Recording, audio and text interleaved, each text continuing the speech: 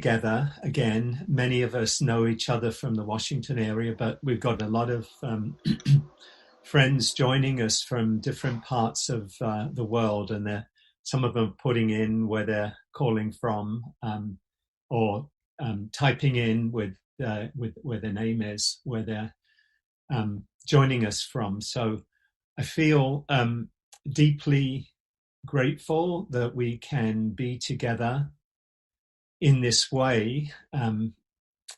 Even 10 years ago, we wouldn't have been able to do anything like this. So when this crisis has come along, we're fortunate at least to be able to, when we can't be together in person, that we can be together in this way. And I think for many of us over these last few weeks, it's been a very powerful way of connecting with each other. When we have to be socially distanced from each other. So a really warm-hearted welcome to each and every one of you. And just reinforcing what Glenn said about welcoming everybody, whoever you are, whatever whatever color, race, gender, ethnicity, belief system, wherever you're coming from. These teachings and these practices, which have been around with us for 25 centuries, are available to everybody. So and the way in which we, I certainly want to offer them is, as the Buddha talked about, with an open hand. There's not something being held back. It's just, if this is helpful for you. And so if anything that I share or anything that's shared today in our time together isn't helpful to you, just let it go, leave it behind. Take only what will be of benefit really to you and to your life. So really welcome everyone. And welcome at this really unusual, really unprecedented time in our lives. I think it's important to begin by just recognizing this time we're living in, because even if the times just before, say a month ago, were not normal times in some ways, in political terms particularly, what we're going through right now, and I say we in the largest collective sense of we in our world, what we're going through is something that really is unprecedented. I mean, not that there aren't things that are similar.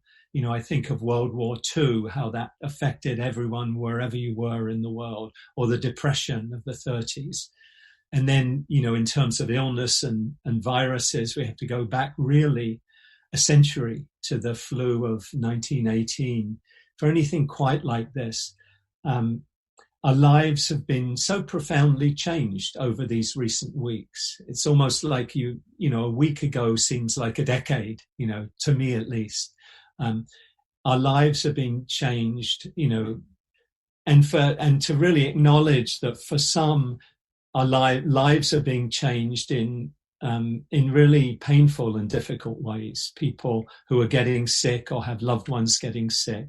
The situation in Italy, the number of deaths, I think, climbed over 10,000. Spain kind of coming to that similar, kind of high level intensity. New York and other places in the United States. And just recognizing we're nowhere near the peak of where this is going, and to recognize that up to now, the countries that have been most impacted have been developed countries, not all, but mostly, and to just reflect and hold in our hearts those countries and nations and places which have much, much less developed healthcare systems. A very good friend of mine who's works in humanitarian aid shared with me today that the virus has reached the Congo, where Ebola has been very active. And we can only imagine the impact of this virus, for which there isn't a vaccine right now yet, the effect in the poorer parts of the world and the places which are already most suffering. So I think it really calls to our humanity and our compassion, recognizing that all of us are affected, but some of us are really profoundly affected, people losing their jobs and their businesses. The virus really reminds us, I think, really powerfully of our interconnectedness. No country is immune. National boundaries, state boundaries don't keep the virus out. Walls don't keep the virus out. None of us is immune. We hear movie stars, princes, prime ministers coming down with the virus. And if we're going to find a way to the other side of this with the least harm and suffering possible, it's a reminder that we have to work together. It invites us into that recognition that we're all inextricably connected with each other. It reminds us of our interconnectedness. So as we begin this morning, I want to just kind of connect with you and ask you to, just to check in with yourself. How are you doing? What are you seeing about your own response? How are you responding? We naturally experience at times like this, in times of, great uncertainty, we experience fear, anxiety, worry. Sometimes we might even feel overwhelmed by the impact of it on our lives and the lives of our loved ones and people distant from us. So it's natural that some difficult emotions and mind states come up. But the question is how we respond. Can we respond in ways that are compassionate and wise? And I want to kind of begin the theme of the talk today and our time together for me is choosing love, because in the face of fear and uncertainty, it's very easy to go into contraction and fear. And if we become identified with fear and other painful emotions, then we create separation, we create distance between ourselves and others, and easily we get caught up in suffering and we create suffering. But we have a choice. We can choose another way. We can choose connection. We can choose compassion. We can choose gratitude. We can choose love. And I want to share what for me was a very powerful and really moving reflection today from my teacher and teacher of many, Jack Kornfield. He shared it a few days ago. It's called the Bodhisattva Response to Coronavirus. And I'm going to share this, take a few minutes to read, but I invite you to listen to it almost as a poem, as a prayer, as a meditation, as I share it. And he begins, "Dear friends, we have a choice. Epidemics, like earthquakes, tornadoes, and floods, are part of the cycle of life on planet Earth. How will we respond? With greed, hatred, fear, and ignorance? This only brings more suffering. Or with generosity, clarity, steadiness, and love? This is the time for love. Time for bodhisattvas. In Buddhist teachings, the bodhisattva is someone who vows to alleviate suffering and brings blessings in every circumstance. A bodhisattva chooses to live with dignity and courage and radiates compassion for all, no matter where they find themselves. This is not a metaphor. As bodhisattvas, we are now asked to hold a certain measure of the tragedy of the world and respond with love. The Bodhisattva path is in front of us. The beautiful thing is we can see bodhisattvas all around. We see them singing from their balconies to those shut inside. We see them in young neighbors caring for the elders nearby, in our brave healthcare workers and the unheralded ones who stock the shelves of our grocery stores. As a father, if she called me, I would fly to the ends of the earth to help and protect my daughter. Now she and her firefighter, paramedic husband, and my toddler grandson await the virus. His urban fire department, like many hospitals and first responders, does not have masks. 80% of their work is emergency medical calls, and they all expect to get the virus.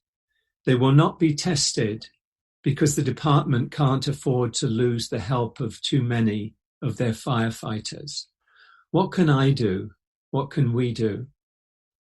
In this moment, we can sit quietly, take a deep breath, and acknowledge our fear and apprehension, our uncertainty and helplessness, and hold all these feelings with a compassionate heart. We can say to our feelings and uncertainty, "Thank you for trying to protect me," and "I'm okay for now." We can put our fears in the lap of Buddha, Mother Mary, Kuan Yin, place them in the hearts of the generations of brave physicians and scientists who tended the world in former epidemics.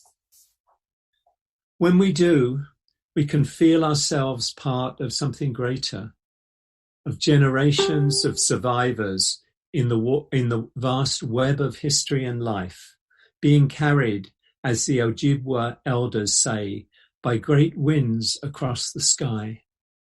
This is a time of mystery and uncertainty. Take a breath.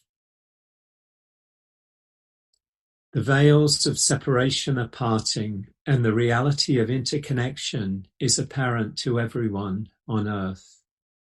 We have needed this pause, perhaps even needed our isolation to see how much we need one another.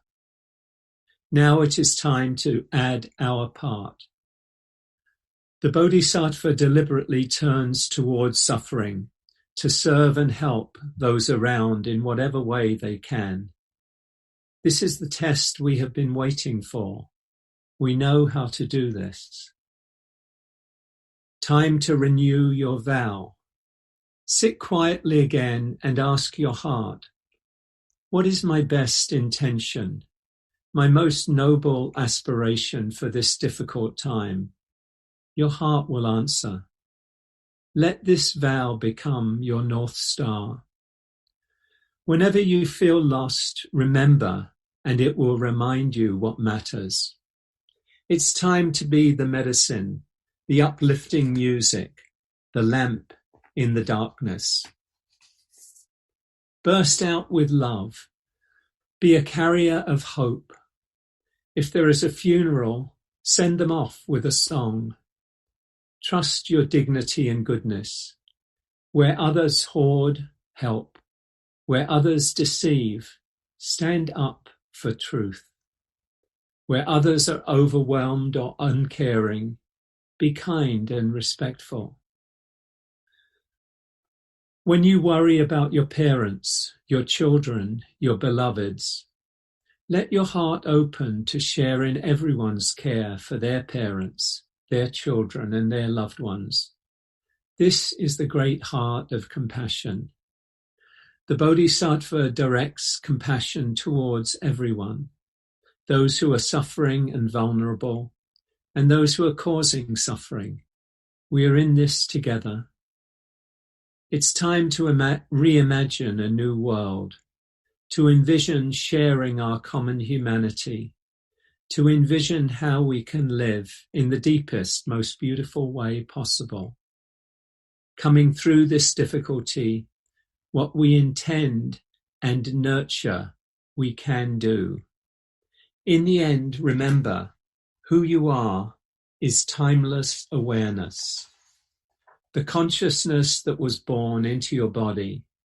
You were born a child of the Spirit, and even now you can turn toward the awareness and become the loving awareness that witnesses yourself reading and feeling and reflecting.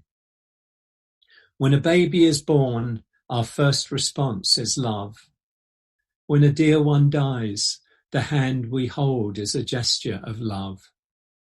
Timeless love and awareness are who you are. Trust it.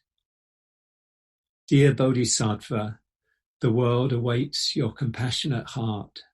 Let's join in this great task together with metta or loving kindness, Jack. So I'd invite us to just sit with that and feel how it lands for you in your body and your heart and your mind. Breathe into whatever's present for you right now.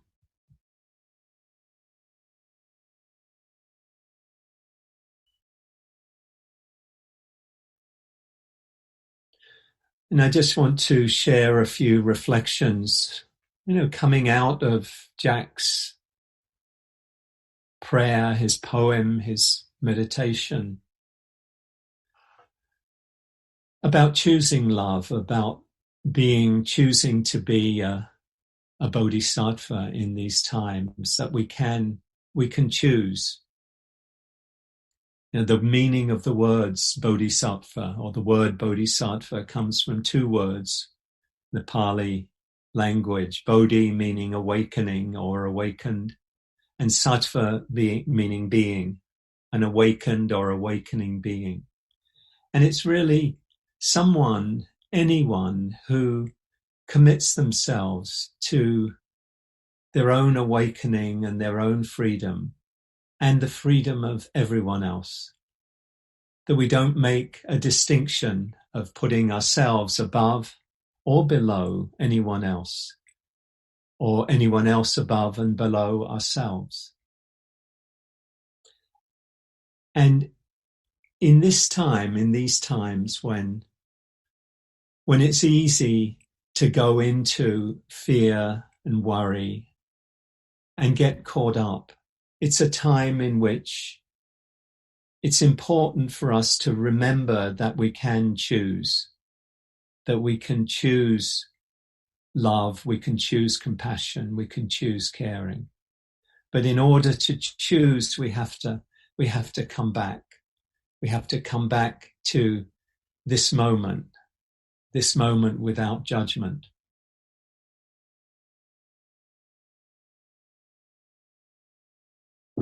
In the classical Buddhist teachings, the Bodhisattva, there's a vow that the Bodhisattva takes, and it's in different words, but one familiar vow of the Bodhisattva is, sentient beings are numberless. I vow to save them all. Delusions are inexhaustible. I vow to eradicate them all. The gates of the Dharma are limitless. I vow to enter them all. The Buddha's way is inconceivable. I vow to attain it. And when the teachings of the Bodhisattva are framed in that way, I think it can be very inspirational, but it can also seem like a very distant ideal. How could I, commit myself to saving all beings or letting go of all delusions? And I think the way that Jack frames his message, that we are all bodhisattvas, is a powerful way of reflecting that each one of us can choose. I love what Mother Teresa shared. Not all of us can do great things, but we can all do small things with great love. We can all do small things with great love. And so not to think even of, am I doing great things or am I doing small things, but doing what we know is the right thing to do, the compassionate thing to do, the wise thing to do.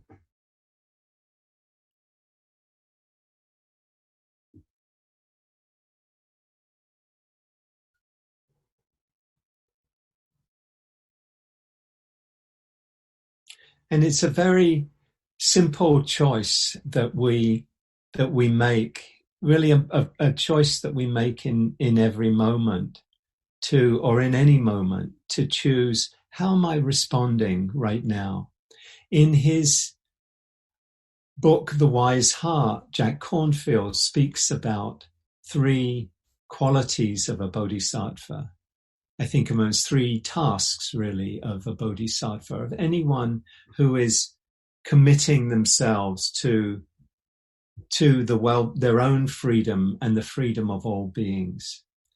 He says the bodhisattva begins by acknowledging and accepting the truth of their situation. Not that it's right or just, but that it's a reality. They face the truth, turn towards the difficulties, and shine the light of understanding on them. So in these times, in this moment, in each of our lives, we can come back and say, can I take refuge in the truth of this moment, my experience here and now?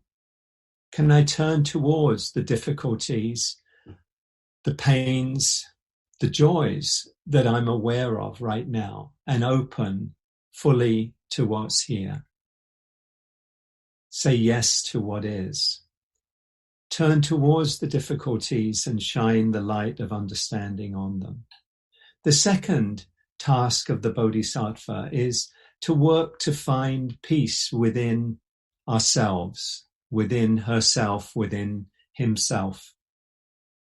By engaging in a training or practices to let go of painful or afflictive states and to develop positive ones. So to let go of anger, greed, hatred, and develop positive states like compassion, love, gratitude, generosity, peace.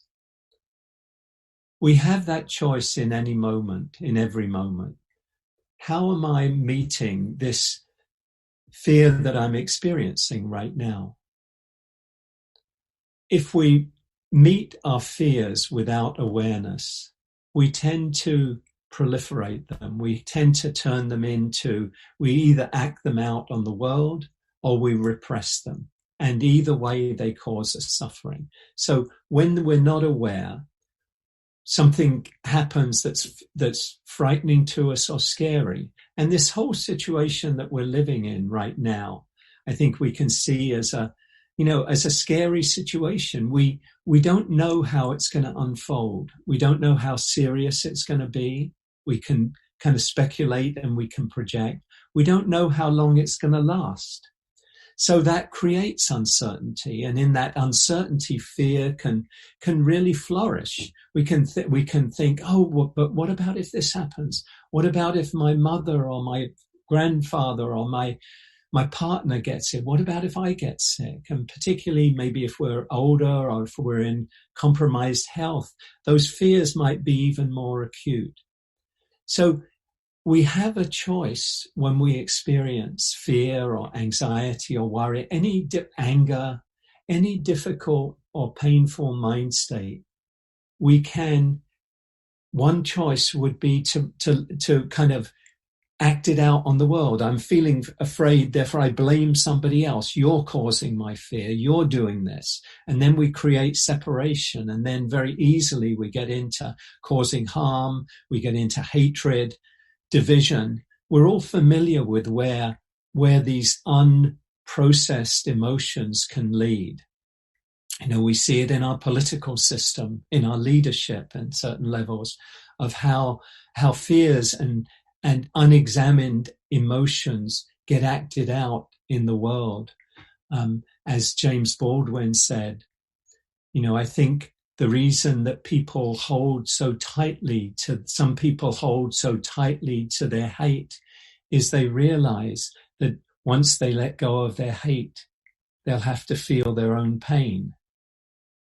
And so the invitation is not to act out our unprocessed emotions, act out our fears, or not to repress them, not to push them down. What we resist persists, as great psychologist Carl Jung said, but rather to open to our experience, open to this moment as it is. Allow ourselves to feel when fear is present, to pause and feel into our body. What am I noticing? Tightness, tension, heat, maybe contraction of the muscles. What's going on in my mind? Lots of thoughts. And then we can pause, take a pause in the dense forest of our lives and just create a space where we can be with our experience. And once we can come into this space of presence, into this moment, then we have a choice. We can choose, I'm not going to keep proliferating these fears, or I'm not going to blame somebody else for them. I'm going to allow myself to be with this. I'm going to say yes to this moment. And it's always saying yes to this moment, not the story in your mind that this is going to go on for 5 years or it's never going to change. That's what the mind does. But all we really have to do is to say yes to this moment, and then to this moment, and then to this moment. And if the mind goes off in fear, we can say, okay, or in anger or in other unskillful emotions or mind states, we can say, okay, I notice this, I can come back. If I get lost in the stories in my mind, I can notice that and come back. And just breathe back into this moment. This is the choice that we have. That we can choose how we respond. And when we can choose how we respond, we can obviously choose a more skillful, a more helpful response, rather than one that will cause suffering to ourselves and to others. And really importantly, the third task of the Bodhisattva, as Jack says, is that she or he envisions actions and a path of liberation for herself or himself and their community and their world. So envisioning a path of action for themselves, their community and their world. Jack says, envisioning has enormous power. With our vision and imagination, we can help create the future. Envisioning sets our direction, marshals our resources, makes the unmanifest possible. So envisioning. So as well as choosing, that we can then see, what can I do? How can I serve? How can I help? What step can I take to help myself wake up, see clearly, let go of craving, let go of clinging, and choose a more helpful response? What can I envision as a response? So we'll in a couple of minutes we'll move into our first meditation. But before that, I just want to reflect. I've been thinking myself. For me, the Bodhisattva ideal or archetype for quite a few years for me has been a really powerful one. What the Buddhist teachings share around the Bodhisattva. It kind of has a similarity in other traditions, saints and prophets. I grew up in the Catholic tradition, Christian tradition, and there's the saint, and the saint kind of somehow was always someone way, way up there. I could never be the saint, and even then, I think it's possible to live in a kind of very holy way, in that Judeo-Christian or the kind of Islamic or the Abrahamic traditions. But for me, the Bodhisattva is really something that I can aspire to. And I think of great bodhisattvas who, in some ways, I mean, in many ways, have become iconic. In their own way, they've kind of up there easily on a pedestal, but began just as ordinary people. I've always been very moved by the life of Nelson Mandela, who spent 27 years in prison, including 20 years on that Robben Island off the coast of South Africa, for his struggle against the apartheid regime in South Africa.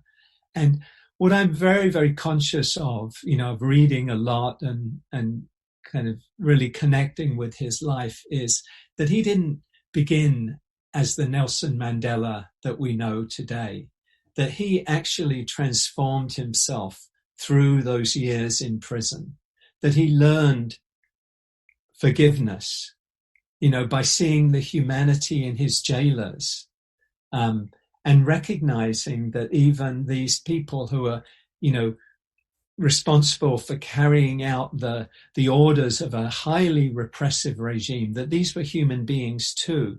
And if he could talk to this jailer or warder, then it was possible for him, or it would be possible for him and his colleagues to negotiate with the leaders of the apartheid regime. And we saw that, transition, the negotiations while he was still in prison, and the transition to a democratic and still struggling, obviously, a country in South Africa, but a transition from a horrific regime. But and I see Nelson Mandela very much as a bodhisattva, just as I see Martin Luther King, Dr. King, who had his own struggles, as we know, and as Nelson Mandela chose forgiveness, chose a path of transformation of his own life, including meditating. We don't hear a lot about that. He meditated every night in his cell. And Martin Luther King, in his own struggles, could choose love. He chose love. Famously, he said to the white segregationists in the South, he said, "We will meet your physical force with soul force. Do to us what you will, and we will still love you. We will not only win our freedom for ourselves, we will appeal to your heart and conscience, that we will win you in the process, and our victory will be a double victory." So seeing the humanity in the opponent who's carrying out, again, horrible repressive actions, and yet recognizing that everybody is in the Quaker tradition, they speak of, has that of God within him or her. In the Buddhist tradition, we speak of sometimes of everyone having Buddha nature, that even the most confused person in the world, political leaders causing great harm, great suffering, are themselves have that spark of goodness in them, have that Buddha nature in them, and that we can connect with that. That think of Rosa Parks, who said, "People always say that I didn't give up my seat on the bus to a white man because I was tired, but that isn't true." She said, "No, the only tired I was tired of giving in." That she could choose courage, a courageous response, which after, it's so easy to kind of give in and say, well, this is just the way it is, but she could choose courage. We all have the capacity to choose our way. As Viktor Frankl said, they could take everything from us, living in the Nazi concentration camps. They could take everything from us, but the last of the human freedoms, the freedom to choose our own way, to choose how we respond. So,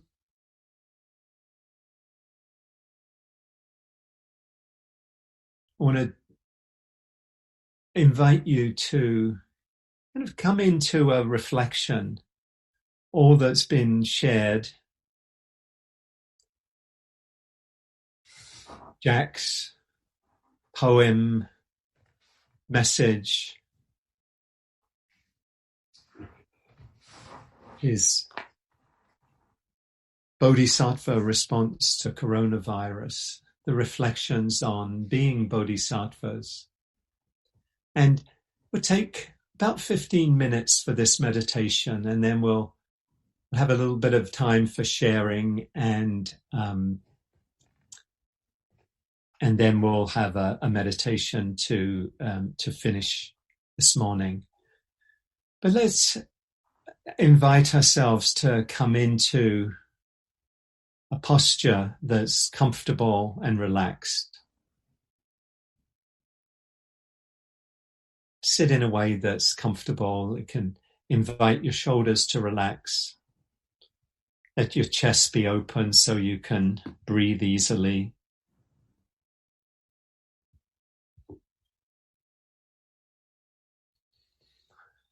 If you like, you can let your eyes close and just let your attention come inward.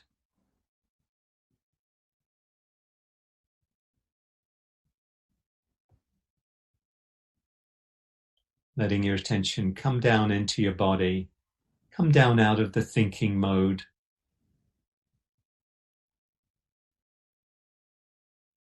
Feel the weight of your body pressing down on your buttocks and your sit bones and on your thighs. Feel the weight of your body pushing down on your feet, contact of your feet with the floor, and of your hands with whatever they're in contact with. And if it's helpful, you might take a few longer, deeper breaths. This can help us relax and settle a little more.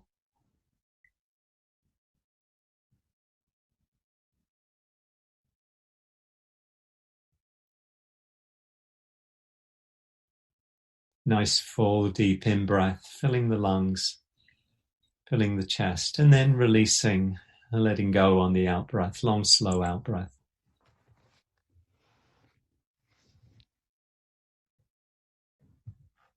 Breathing in, calming the body. Breathing out, calming the mind.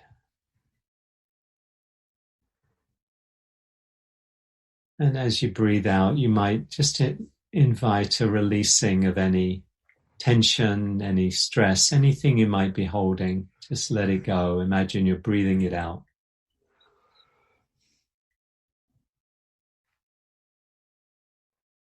And relaxing into being here, relaxed and aware.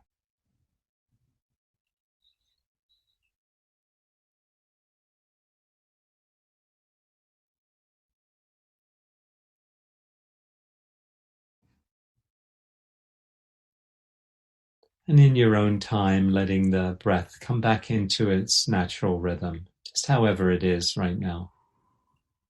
In breath and out breath.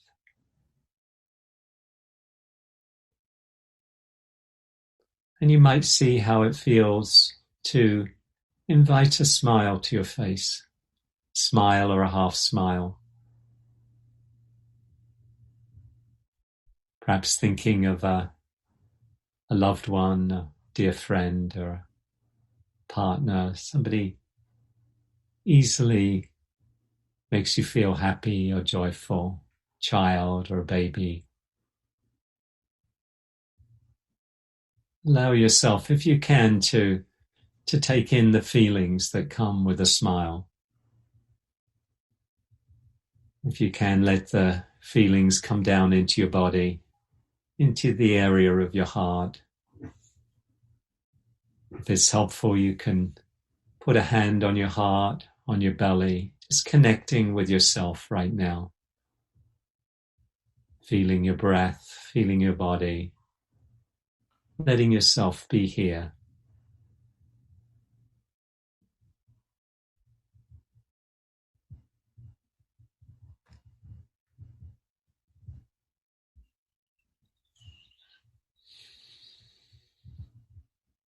breathing in a relaxed and easy way.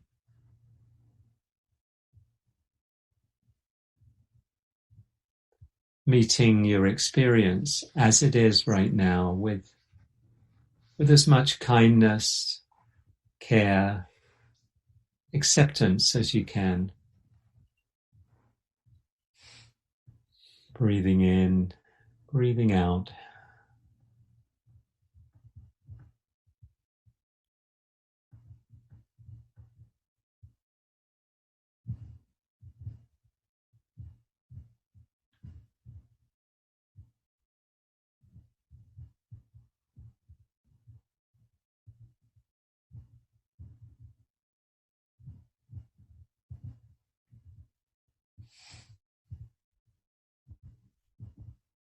Sharing Martha Postlethwaite's poem, Clearing, as a kind of a reminder to open to this moment, to create a space in our lives. She says, do not try to save the whole world or do anything grandiose.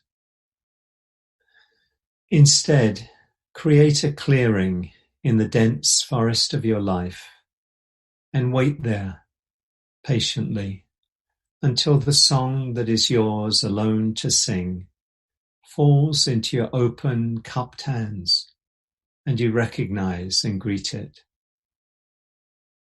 Only then will you know how to give yourself to this world so worthy of rescue.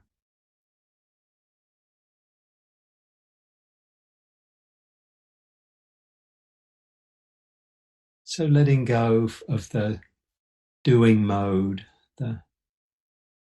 what can appear as kind of saving the world, the busy, getting things done mode, and creating a space in our lives, coming into the silence, the stillness,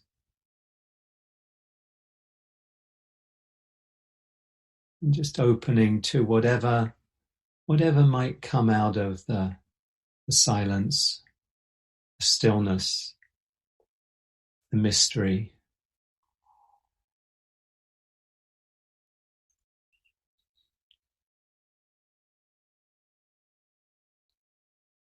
And then with any clarity or insight that might come out of just being here, being present with our experience, we can go back into the world, back into our lives, perhaps with greater compassion, courage, wisdom. Only then will you know how to give yourself to this world so worthy of rescue.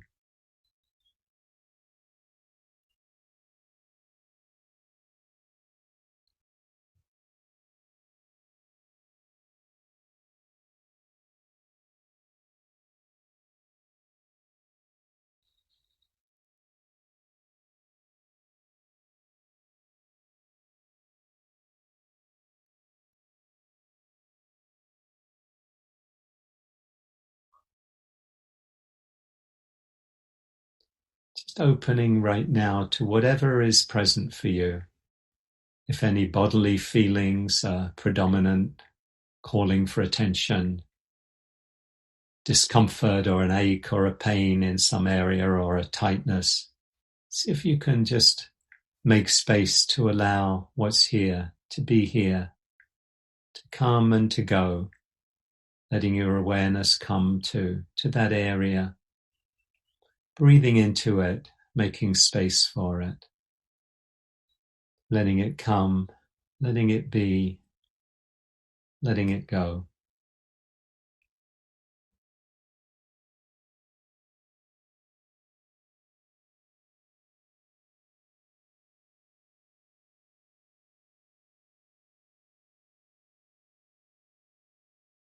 And if any strong emotion or mind state comes up, maybe there's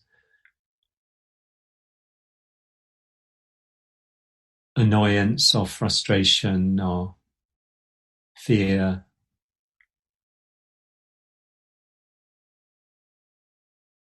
maybe a feeling of calm or joy. Just see if you can make space for this too. If it's a challenging or difficult emotion, you might consciously make space for it. Notice how it feels in the body. Breathe into it. Allow yourself to feel whatever sensations and feelings are present.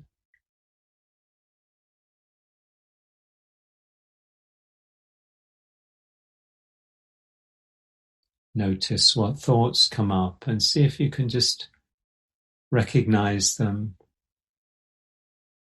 Let them come and go without fueling them, creating more thinking.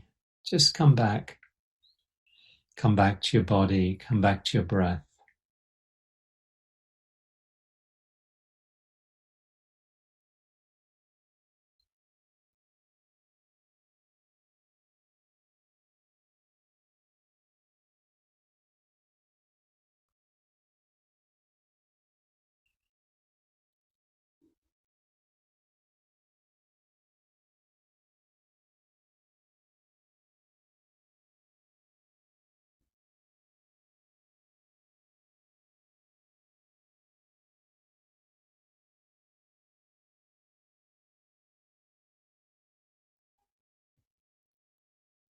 If it's helpful, the breath can be kind of a home base where you rest your attention.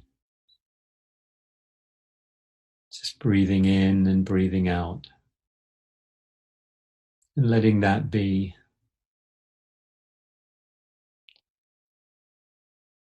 where you focus your attention. And when the mind goes off into thought, just to recognize that and gently come back again. Come back to the breath, come back to the body, come back to this moment.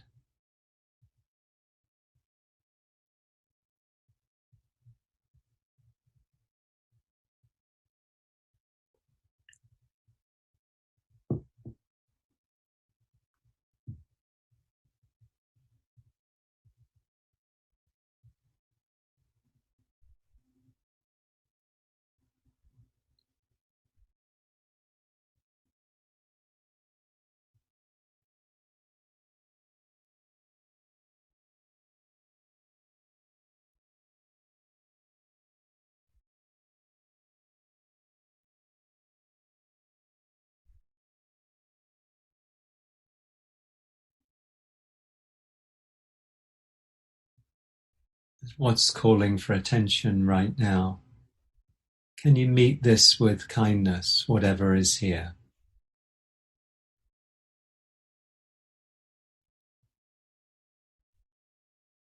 Can this moment be a moment of peace, of ease?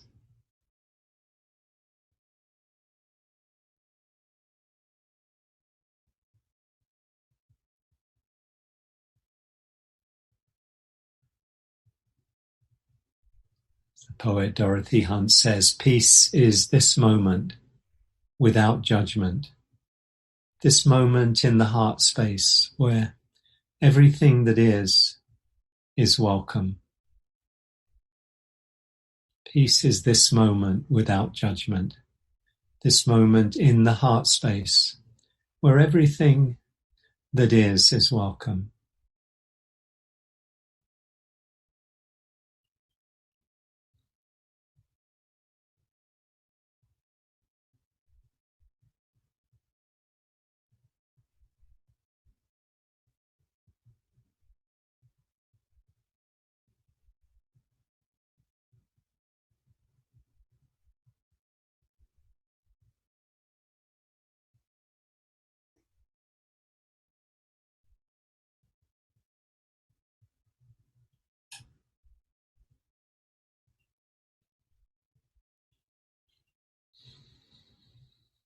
In these last couple of minutes of the meditation, I'd invite you to just reflect on how this time that we're living in, and maybe what came up for you in this meditation, how are you meeting all that's coming up for you.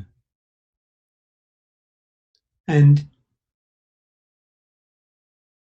how, if at all, might this notion, this kind of vision of a bodhisattva, of envisioning a way you could be in the world, or some simple actions you might take to bring healing and kindness and care into your life, your family, your loved ones, your community, into the world. Is there something, remembering Mother Teresa, we can't all do great things, but we can do small things with great love. Is there a small thing you could do with great love? And it might be reaching out to somebody that is in need, somebody you've been out of touch with. And not as a thing of you should do this or you ought to do this, but just where does the heart want to go when you invite this reflection?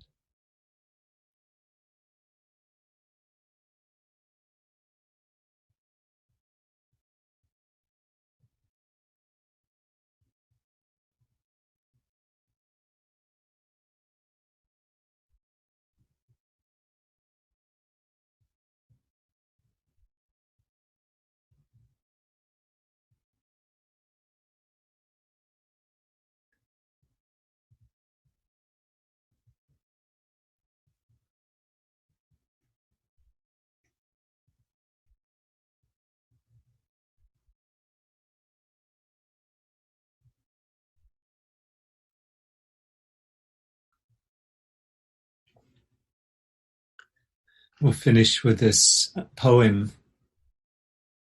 It's an old Native American elder story rendered into modern English by David Wagoner called Lost. Stand still. The trees ahead and the bushes beside you are not lost. Wherever you are is called here, and you must treat it as a powerful stranger, must ask permission to know it and be known.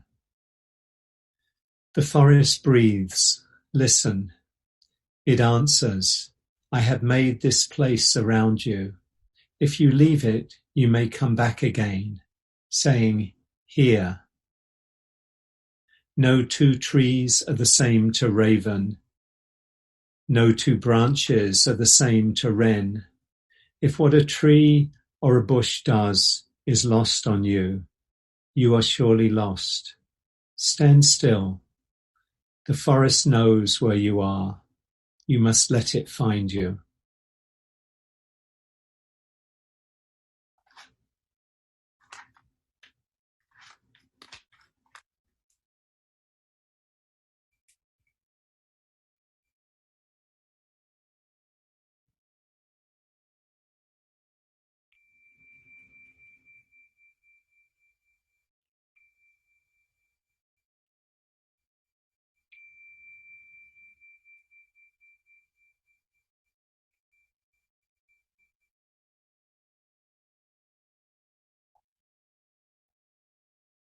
So taking your time, coming back into your room, the space you're in, and this connection with each other.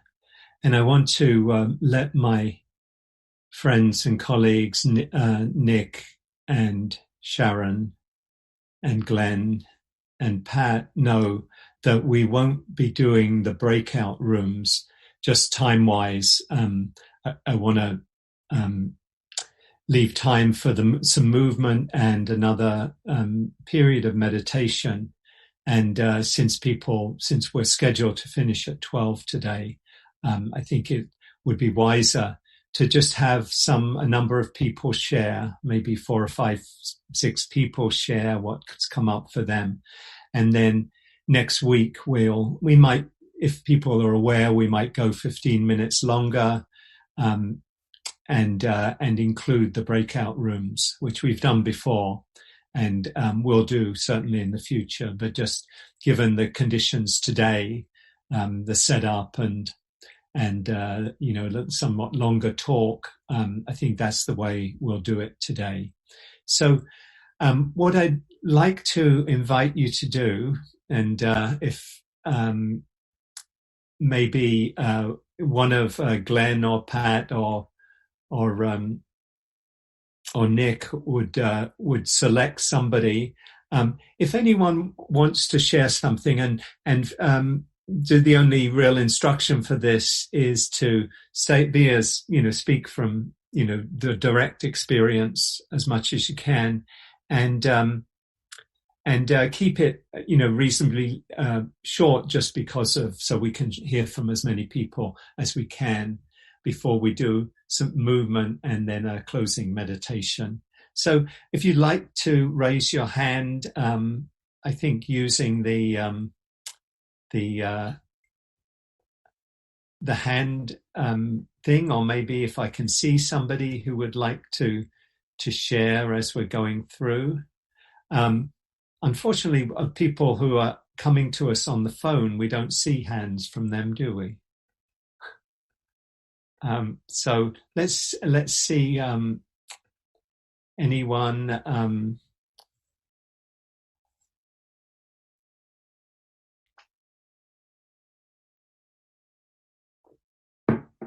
Susan has raised her hand. Sorry? Yes. Hi, I'm Susan S. from Washington, D.C. Hi, Hugh. Hi. I just want to thank you so much. This was just wonderful for me today. It coincides with my recovery program and other things I'm doing. The isolation, and I just got so much out of it today. I'm realizing the gift of being here now and saying yes to what's here. The concept of that clarified something to me that made me realize how important it is more than ever for me to be in the moment, more than ever, and that it's actually, it's a great gift. Even, everything that's going on is a great gift. So thank you very much for today. Thank you, Susan. Thank you. And I just want to say hello to Arv, who is on the West Coast. And I don't know if you want to say anything, Arv, but since you were from our community, and I see Diane there as well, if you want to say anything, just to say hi to us, Arv, please feel free. It's good to see you. Thank you. Hello, everyone. I'm so happy to see all these faces here. To me, this is a silver lining of our times. Yeah. Be connected in these ways. What I'm feeling is that the grief and the loss, I've been trying hard to place where my feelings of grief and loss come from in this. And I realize it comes from connection. There's a subtle way. You mentioned that this is something that's affecting the whole world. There's a subtle way in which, there's nothing wrong in my life. I'm healthy, fortunately, and my family is too. And there's, it's the fact that you can feel everyone's suffering, and that you can be connected in this strange way, given that we're all isolated. We're all feeling connected. I feel that, what I'm feeling is a tap into a collective grief, into a collective loss, into a collective fear and uncertainty. And I don't know, I'm still playing with that idea, but it's an unusual feeling, and it's both potent and powerful and comforting in a strange way to be feeling it. To hope that I'm holding a space for the real loss and grief that other people are feeling personally. Yeah. Thank you, Arv. Thank you for that beautiful sharing. And I see, I think Diane, raised her hand, and Sane. Diane?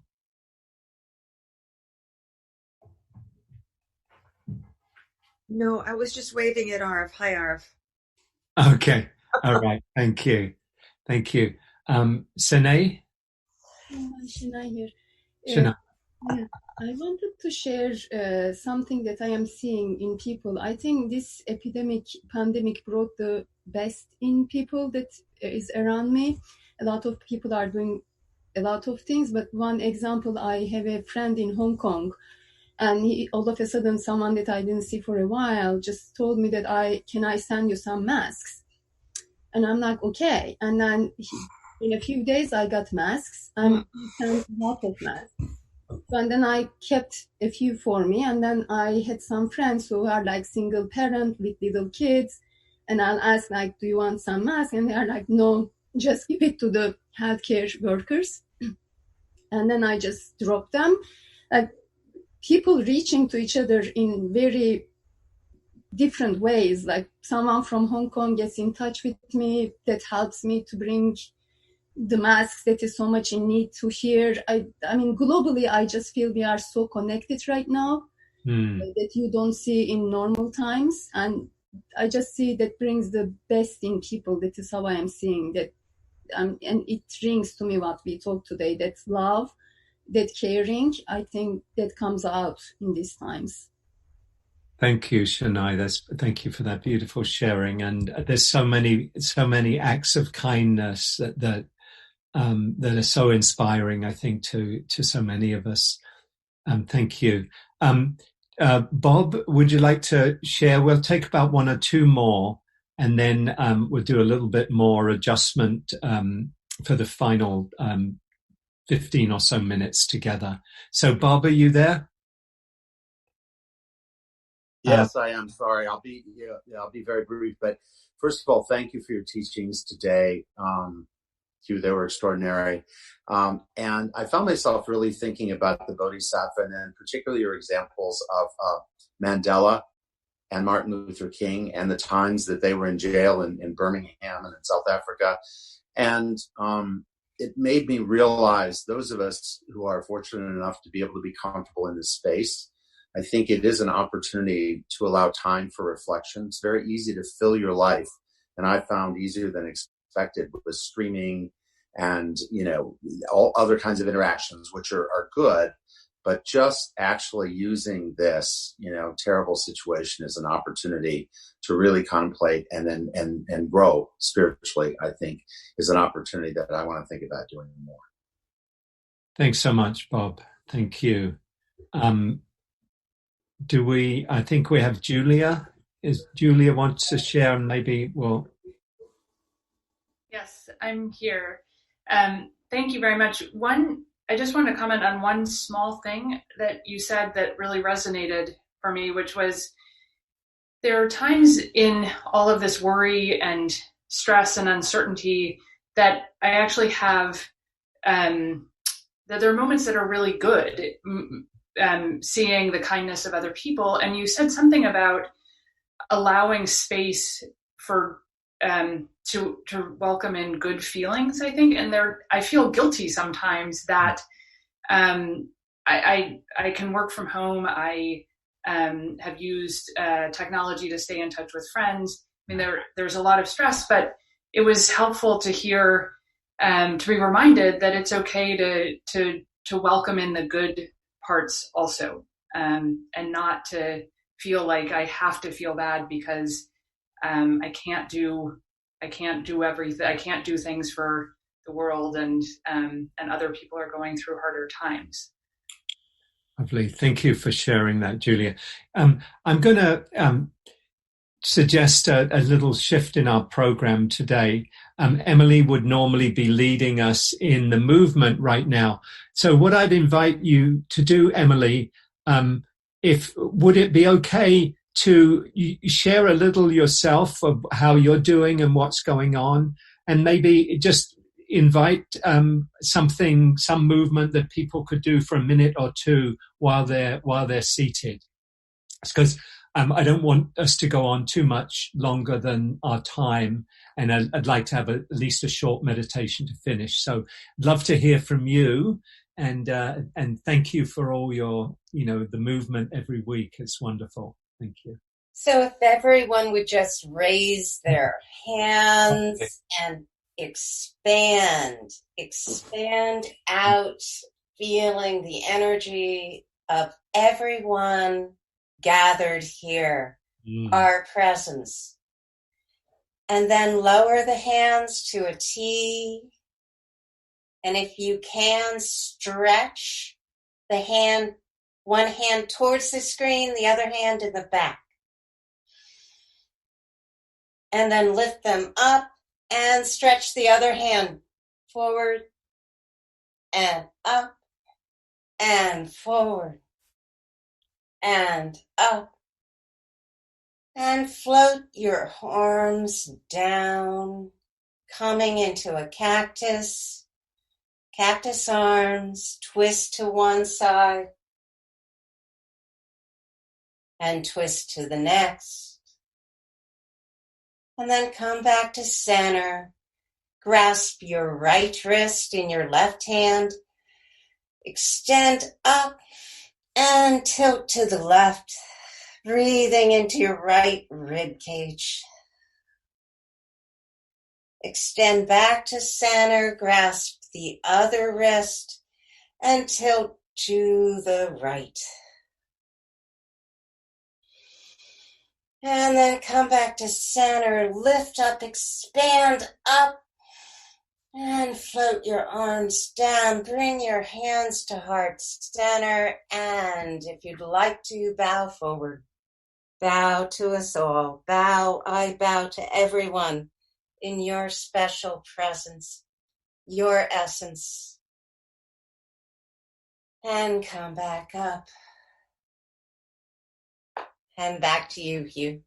Beautiful, lovely. Thank you. What a wonderful adaptation of everything to do it in probably 2 minutes. So thank you for doing that, and just really appreciating our time together. I feel enormous gratitude. Just it's so lovely to see all of the faces, and familiar faces and new faces, and voices, or the knowing others are on the phone and listening in, and knowing others too are watching us are with us, sharing on live stream, and that we'll be able to to be able to watch or listen later. So I think what we'll do is we'll just mention, we'll be here next week and every week until we, come back to being in person. And we'll be putting some resources up in the chat around how you can support these efforts and my teaching through dana or generosity, how you can contact the Insight Meditation Community of Washington and the Center for Mindful Living. So lots of good information will be in the chat. And what we'll do is we'll just have a shorter final meditation, a little shorter than normal, but an opportunity again to come inward. So probably be 10 minutes or so to finish. So I invite you to again come into a comfortable, relaxed posture. Settling again, relaxing the shoulders, letting the eyes close if that's comfortable to you, or keeping them open with an unfocused gaze, a soft gaze ahead of you. Let the chest be open. A deeper breath or two if that's helpful.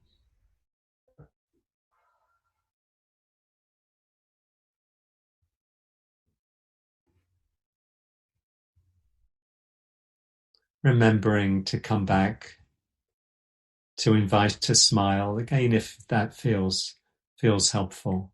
We don't have to feel joyful to invite a smile. Can send a message to our brain and to our nervous system, even if we're feeling tense, maybe particularly if we're feeling tense or contracted, Just inviting a smile, making that shift.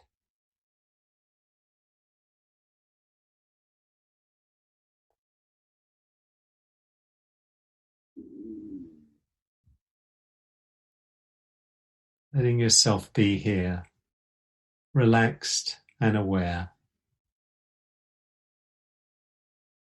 A sense of ease, relaxation, but also aware of your experience.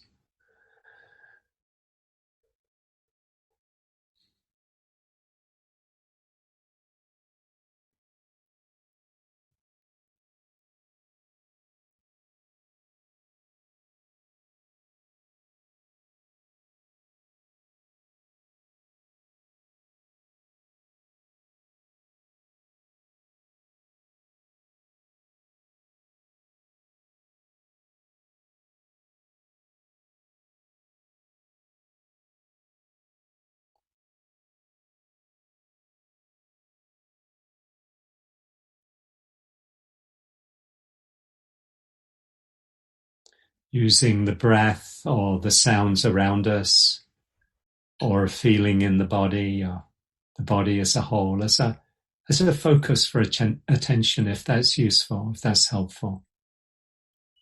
So if you're using the breath as your anchor, just being aware of the sensations of breathing in and breathing out. Breathing in, breathing out. Breathing in, know that you're breathing in. Breathing out, know that you're breathing out. There's this knowing quality, this awareness of the breath.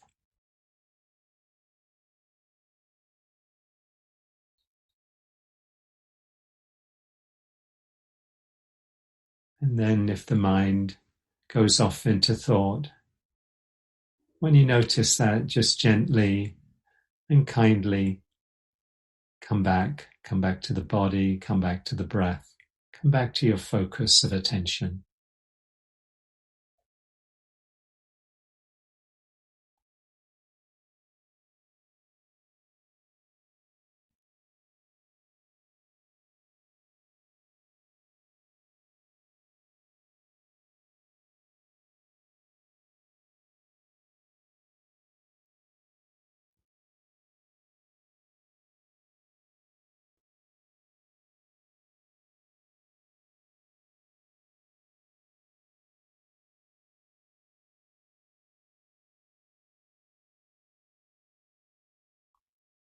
In these final 4 or 5 minutes of the meditation and of our time together, I'll just share some reflections, some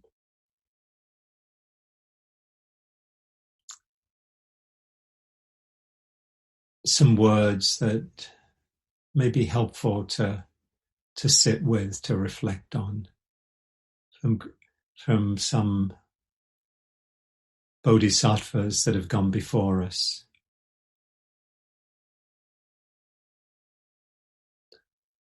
This is from the great Indian teacher Sri Nisargadatta. Wisdom tells me I'm nothing. Love tells me I'm everything. Between these two banks, my life flows. Wisdom tells me I'm nothing. Love tells me I'm everything. Between these two banks, my life flows.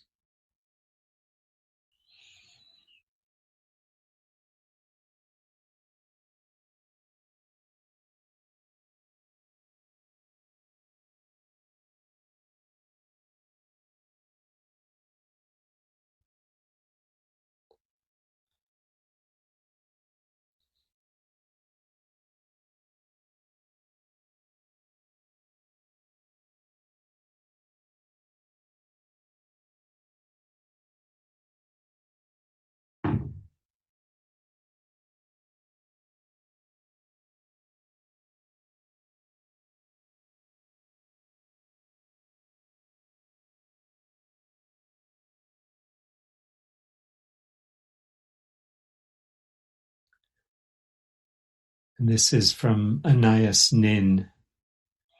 And the day came when the risk that it took to remain tight in a bud was more painful than the risk that it took to blossom. And the day came when the risk that it took to remain tight in a bud was more painful than the risk that it took to blossom.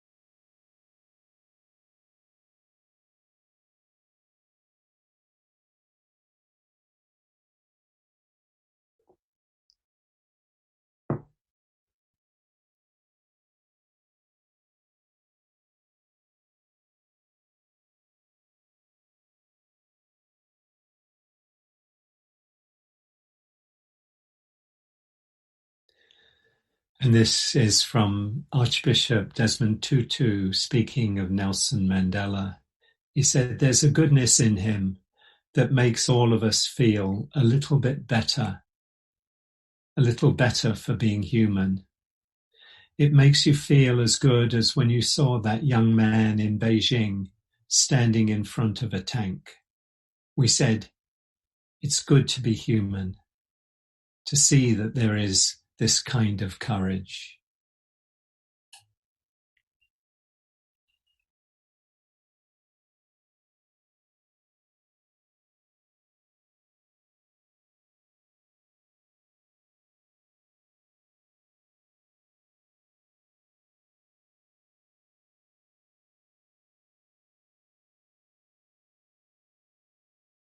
And take a moment to appreciate your own effort, your own intentions in coming here, in joining us here today, in joining the call, the class. Take in that sense of appreciation, feeling yourself here with everybody who's here. All of us in our different locations, different parts of Washington, different parts of the United States, different countries, different parts of the world. Feeling the connection of our hearts here together, our commitment to waking up, to living more freely, more compassionately, more kindly, with greater awareness. Our commitment to the healing of the suffering of our world.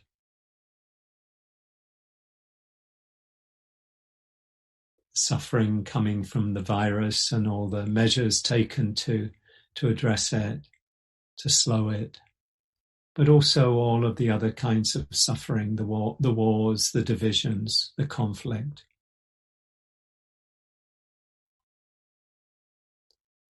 You might let your heart go out to all, to see if you can feel and take in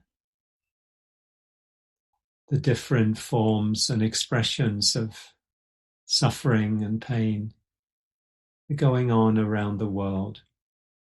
And see if you can let your heart be open enough to hold that. In the Tibetan tradition, there's the practice of Tonglen, where we breathe in the suffering of another person, or maybe other people, and we breathe out compassion and care and love. So you might just take some breaths, and if it feels possible for you, if you feel you can do this, you might breathe in the suffering of the world, or maybe of a particular individual or a group of people. Breathe in, take it into your heart, take it into your being, and feel it being transformed.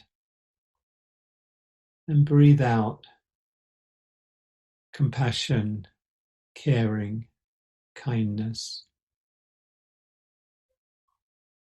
You might take a few breaths, breathing in and breathing out.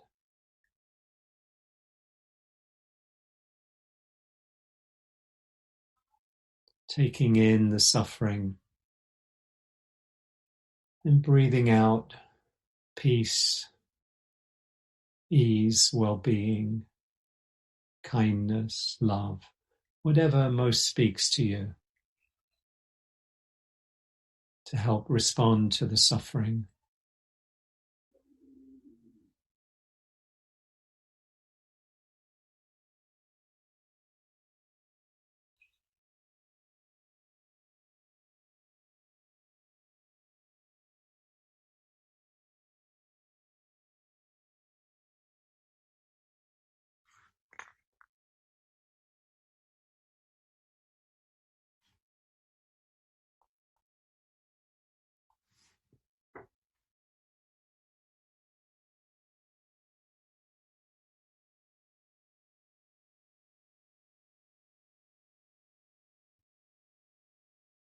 Right, as we finish, let your wishes go out everywhere throughout the world to those who are suffering, to all beings, without exception.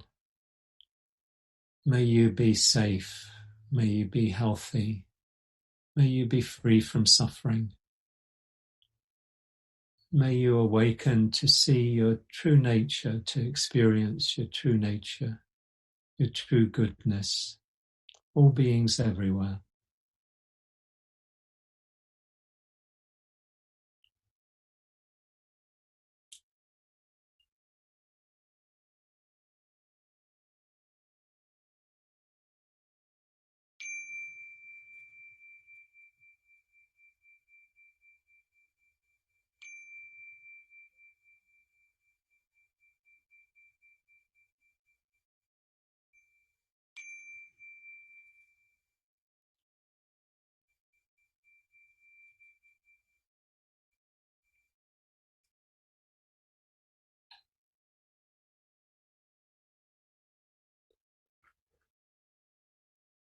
It's been a great joy to be together today.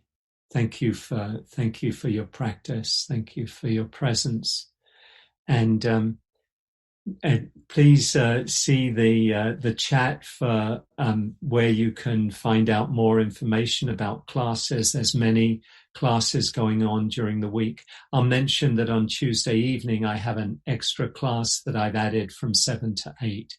That'll be on the IMCW website. And just as a plug, since it's hard to get attention for anything in these times, I have a new book out. Hey, here it is. Comes out in 2 days. Habit Swap. Trade in your unhealthy habits for mindful ones. So in these times, it's a really good opportunity to look at our habits and to actually kind of make a shift in them, because you can change habits most readily at times of change, you know, when you go off to college or get a new house. So anyway, check it out if you'd like. And have a wonderful week. I hope you can join us again at the same time next Sunday.